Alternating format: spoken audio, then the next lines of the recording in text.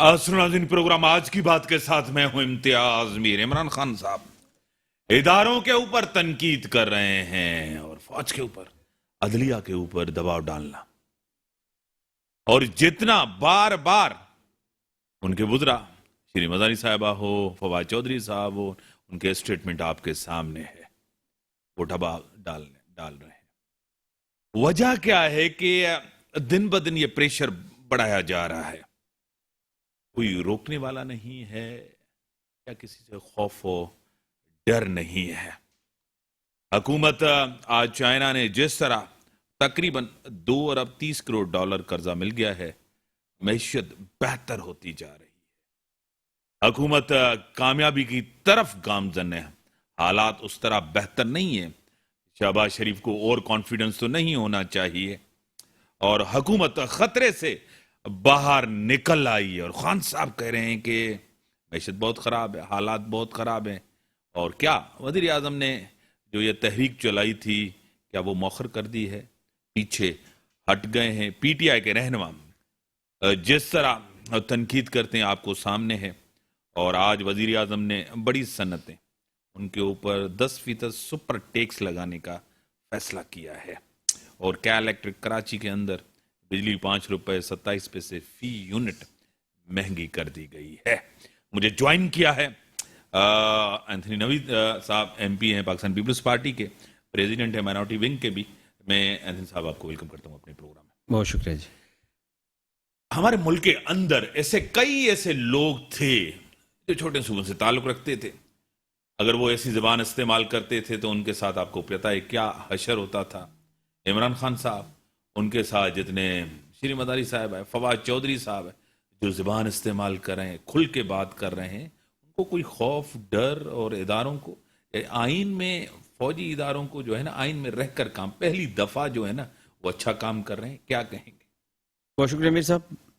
अर्ज़ ये है कि चाहे किसी का ताल्लुक छोटे सूबे से हो या बड़े सूबे से हो, बुनियादी चीज़ ये होनी चाहिए कि आप रियासत से कितना प्यार करते हैं, कितने लॉयल हैं, कितने रियासती इदारों की जो आइनी हदबंदी है उसको कबूल करके उनके साथ मिलकर काम करने को तरजीह देते हैं। जहाँ तक आपने अपने इंट्रो में फरमाया, अभी इमरान खान साहब चूँकि एक जमहूरी तरीके से उनकी हुकूमत गई है, तो अब उनको समझ में नहीं आ रहा कि उनके साथ हुआ क्या है। जैसे पहले उनको समझ में नहीं आता था कि वो वज़ीर आज़म है, अब उनको ये समझ में नहीं आ रहा कि मैं वज़ीर आज़म नहीं हूँ, मेरी हुकूमत चली गई है। तो अब कहीं पर उनका बस नहीं चल रहा, क्योंकि ज़ाहिर है अवाम तो उनको मुस्तरद कर चुके हैं, और अवाम के मुंतखब नुमाइंदों ने जमहूरी तरीके से उनको हुकूमत से बाहर किया है। तो जहाँ उनका बस चलेगा, या जो उनकी समझ में आएगा, या जितनी उनकी पॉलिटिकल एक जैसा जो पॉलिटिकल ब्रॉटअप है उनका, उसके तहत उनको शायद ये लग रहा है, या उनका पॉइंट ऑफ व्यू ये है कि जी इस मुल्क की इस्टेब्लिशमेंट ने उनके साथ जो है इस साजिश का हिस्सा बने। पहले वो कुछ और फरमा रहे थे कि बैरूनी ताकतें हैं, बैरूनी ताकतों ने यहाँ मकामी जो पॉलिटिकल फोर्सेज हैं उनके साथ मिलकर मेरी हुकूमत को ख़त्म किया, वो उनका मंजर नहीं बिका। अब वो रियासती इदारों को निशाना बना रहे हैं, जो नहायत ही काबिल मज़म्मत बात है। देखिए, आप अगर हुकूमत में नहीं हैं तो आप जमहूरी प्रोसेस में आए, आप पॉलिटिकल प्रोसेस में आए, और लोगों का दिल जीतें, इलेक्शन जीतें, और फिर दोबारा हुकूमत में आए। आप रियासती इदारों को कमज़ोर क्यों करना चाहते हैं आपस में लड़वा कर? ये मुल्क से मोहब्बत नहीं होती। मैं ये तो नहीं कहूँगा कि जी ये खुदा न खास्ता को गद्दारी के ज़ुमरे में आता है, लेकिन ये मोहब्बत नहीं है आपको। आप उनको तरक्की की तरफ जो है ना वो गामजन नहीं कर रहे, बल्कि जो तरक्की की तरफ जा रहे हैं इस 3 साल एक पाकिस्तान की तारीख के तारीख तरीन दौर के से निकलने के बाद, आप उनके राह में हर्डल्स बिछा रहे हैं। नबी साहब, आपको खुद पता है कि एक तो तहरीक जो उन्होंने चलाई थी उसमें कामयाबी भी आपको कितनी नजर आ रही है। पहला लॉन्ग मार्च था, जब इन्होंने सियासत में पहला लॉन्ग मार्च किया था, ताहिरुल कादरी उनके कज़न थे सियासी, उनके साथ वो दौर। अब जो लॉन्ग मार्च नाकाम गया, अब तहरीक कह रहे थे मैं दोबारा आऊँगा, वो भी हमें होते हुए नज़र नहीं आ रहा। ये फ्रस्ट्रेशन है, नाकामी है, कामयाबी नहीं है, इसी वजह से ये इतनी रिएक्शन दे रहे हैं, इतना इतना इतना दबाव डालने। मैं बिल्कुल मेरे साहब आपकी बात को इंडोर्स करूंगा कि ये बिल्कुल फ्रस्ट्रेशन है। और सर, मेरे साथ एमपी हैं बलूचिस्तान अवामी पार्टी की, एडवाइजर टू इंफॉर्मेशन है, वेलफेयर डिपार्टमेंट है, सीनियर रहनुमा है बुशरा रिन साहिबा। मैं आपको वेलकम करता हूं अपने शो में। थैंक यू जी। मेरे साथ पीटीआई पीपल्स पार्टी के एमपी है नवी साहब भी आपको सलाम कर रहे हैं। वालेकुम अस्सलाम। नवी साहब आप बात करें, मैडम सुन रही हैं। हाँ। जी, मैं ये अर्ज़ कर रहा था कि ये बिल्कुल आप दुरुस्त फरमा रहे हैं कि ये खान साहब की फ्रस्ट्रेशन है, और मैं समझता हूँ कि ये पॉलिटिकल मैच्योरिटी भी नहीं है। ये उन्होंने बलूगत की वो मनाजिल ही नहीं तय की जो एक सियासी वर्कर की होनी चाहिए। ये ज़रूरी नहीं होता कि आप हुकूमत में हैं तो ही आपको रियासत के इदारों से जो है वो एक उनसियत डेवलप होती है, आपको रियासत के इदारों का ख्याल भी आता है, आपको उनके साथ काम करने का भी अच्छा लगता है। और जब आप हुकूमत से बाहर हैं तो ये तो पहला आपका फेस था जिसमें आपको हुकूमत में लाया गया। आप एक सिलेक्टेड गवर्नमेंट का हिस्सा थे। अगर आप इलेक्टेड गवर्नमेंट का हिस्सा होते तो शायद ये अप्रोच ना होती। फिर दूसरी बात ये है कि जो लोग इनके इर्द गिर्द थे, सियासी एक खाना बदोशों का जो ग्रोह था, जो इस हुकूमत को लेके चल रहा था, जो पाकिस्तान तरीके इंसाफ के जो लोग थे जिन्होंने 22 साल तक सो कॉल्ड एक स्ट्रगल का प्रोसेस था, वो तो कहीं आपको नज़र नहीं आए। ये तो वो लोग थे जो खान साहब को खुशामद करके और खान साहब को जो सब्ज पाक दिखाते थे। गवर्नेंस इनको नहीं पता था, पॉलिटिकल अप्रोच इनकी बिल्कुल ज़ीरो थी, विजडम इनके बिल्कुल आज तक हमें समझ ही नहीं आ सका कि क्या पॉलिटिकल विजडम था।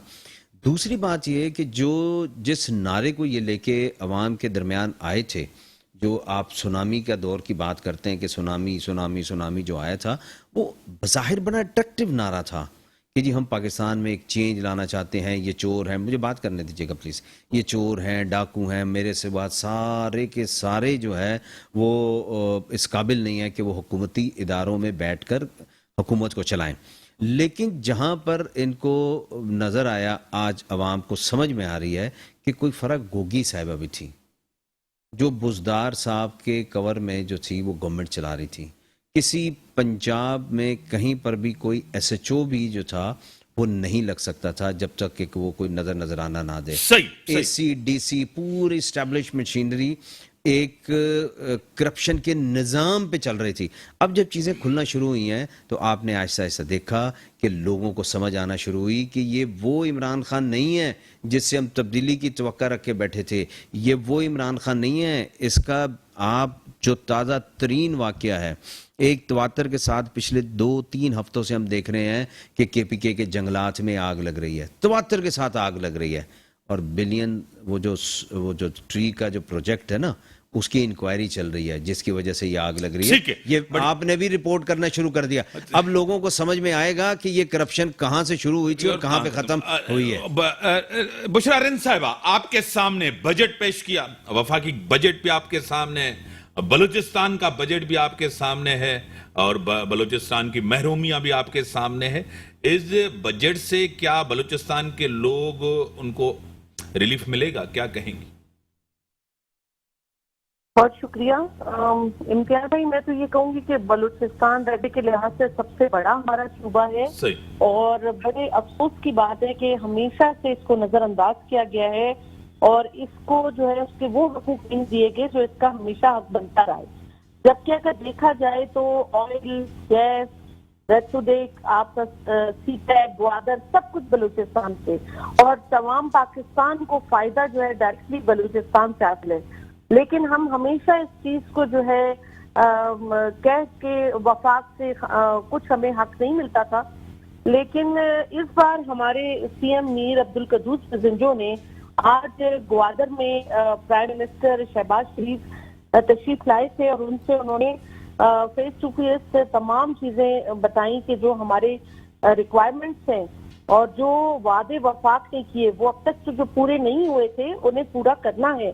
और उन्होंने वादा किया है कि जो मैंने बलूचिस्तान के लिए वादे किए वो इंशाल्लाह पूरे करेंगे। तो लेट्स सी, इंशाल्लाह hope for the best for Balochistan के। अगर माजी की तरह हमें फिर कहीं जो है बेवकूफ ना बनाया गया हो, बल्कि इंशाल्लाह उम्मीद रखते हैं कि हमें हमारे हकूक जो है वो दिए जाएं, जो हमारा हक बनता है, चाहे वो शेयर हो हमारे रोड्स का जो जाल बिछेगा उसमें, चाहे वो डेवलपमेंट के डैम्स हैं, चाहे वो स्कूल्स हैं, कॉलेजेस हैं, मतलब जिस फील्ड में भी देखा जाए जहां भी हमारा जो हक बनता है वो हमें दिया जाए। तो will be very grateful to the federal government. Bashir sahab آپ کو خود پتا ہے آپ ایک سینئر پولیٹیشین بھی ہیں اور بڑا اہم رول بھی ہے بلوچستان گورنمنٹ میں آپ کا. نئی گورنمنٹ بنی, آپ پچھلی گورنمنٹ کو چھوڑ کے آئے کہ انہوں نے ناکام تھے, ڈیلیور نہیں کر پا رہے تھے, سولو فلائٹ تھی, عوام ان سے خوش نہیں تھا پونے 4 سال. یہ 3-4 مہینے کی گورنمنٹ آپ کے سامنے, آپ اس گورنمنٹ سے خوش ہیں؟ دیکھیے افسوس کی بات یہ کہ 3-4 مہینے کا تو ذکر کرنا ابھی بہت ہی ارلی سٹیج ہوگا. ہم 3.5 سال جو ہے اس گورنمنٹ کا حصہ رہے, لیکن انفارچونیٹلی چیزیں بہت ہی سلو, کیا میں تو کہوں گی کہ بالکل نہ چلنے والی صورتحال تھی, جبکہ ہمارے پاس تقریباً 38,000 جابس پڑی ہوئی تھی جو ہم نے بے روزگاروں کو دینی تھی, جو نہیں دے پائے. سب سے اہم یہ, اور جو وفاق سے فنڈ آتا تھا وہ یہاں استعمال نہیں ہو پایا, واپس چلا گیا. اور ایسے بہت سے لاتعداد ایشوز تھے ڈپارٹمنٹل, اور چیزیں جو تھیں جو آتی تھیں اور فائلز وہیں رک جاتی تھی مہینوں اور کام ان پہ نہیں ہوتا تھا. تو اس وجہ سے obviously ظاہری بات ہے ہمیں ان ہاؤس چینج لانا پڑا اور سی ایم ہمارے تبدیل ہوئے. لیکن میر عبدالقدوس بزنجو کے جو ہے ویژن کے مطابق انہوں نے کہا کہ ودن 2 months تمام یہ جابس جو ہے وہ بے روزگاروں میں فوری طور پہ جو ہے اناؤنس کر دی جائے, دے دی جائے, ان کو مزید جو ہے ڈیلے نہیں کرنا ہے.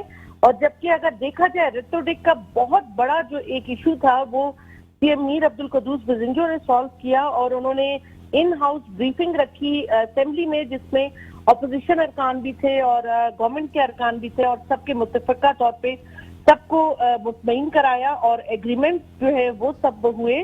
اور اس کے فائدے میں کم از کم یہ ہے کہ بلوچستان میں فیوچر میں آنے والے وقت میں 8,000 جاب اپرچونٹیز آ جائیں گی for the local people of Balochistan. And 25% share جو ہے وہ پہلے 10% ہوتا تھا, اس کو سی ایم صاحب کی میں کہتی ہوں کاوشوں کی وجہ سے وہ 25% ہوا. اور کم از کم یہ ہے کہ اب بلوچستان کچھ اس موڈ پہ چل پڑے گا جہاں پر باقی صوبے, ورنہ otherwise we are far away from the rest of the provinces. Bashir sahab آپ کو خود پتا ہے بلوچستان کی گورنمنٹ کے اندر کافی مسائل آتے ہیں پارٹی کے اندرونی طور.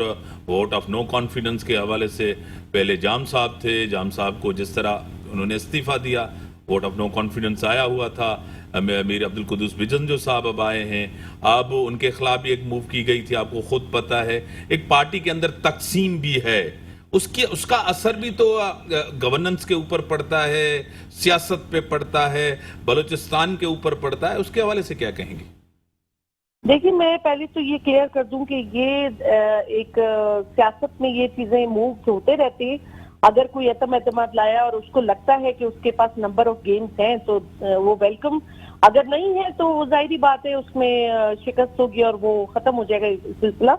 لیکن جہاں تک بات پارٹی کی ہے تو ریسنٹلی ہمارے پارٹی کے الیکشنز ہو چکے ہیں, الحمدللہ پارٹی یونائٹڈ ہے, اور میر عبدالقدوس بزنجو جو ہے وہ ہمارے فیڈرل کے پریزیڈنٹ آ چکے ہیں, اور بلوچستان کے جو ہیں سردار صالح بھوٹانی آ چکے ہیں. تو کوئی ایسا ایشو نہیں ہے. اگر آج کوئی ناراض ہے 2-3 ہمارے اراکین تو کل انشاءاللہ وہ واپس گھر لوٹ آئیں گے. کوئی ایسا وہ نہیں پارٹی میں کوئی, میں تو کہتی ہوں تمام جتنی بڑی پارٹیز ہیں سب میں کوئی نہ کوئی ایشوز چلتے رہتے ہیں, لیکن یہ ہے کہ کیونکہ ہم گورنمنٹ میں ہیں تو چیزیں بڑی ہائی لائٹ ہو کے وہ واضح کی جاتی ہیں. ادروائز الحمدللہ we are very much satisfied, اور the things are going on the right track, I think. آپ کو خود پتا ہے, آپ نے کہا کہ 3 مہینے اس گورنمنٹ کو ہوا ہے, قبل از وقت ہیں, اب کچھ ٹائم دینا چاہے. پچھلی گورنمنٹ چاہے پونے 4 سال چلی تھی.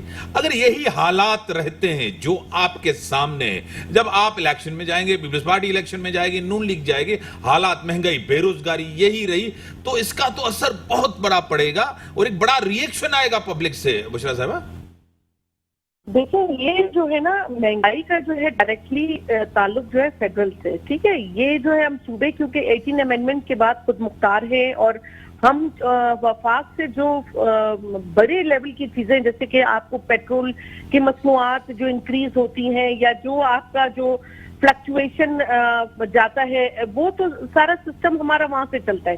اس میں تو ہم اپنی طرف سے شور ہی مچا سکتے ہیں, ادروائز ہم کوئی یہ رول نہیں پلے کر سکتے کہ جی آج ڈالر اگر 220 ہے تو ہم اسے 210 کر دیں.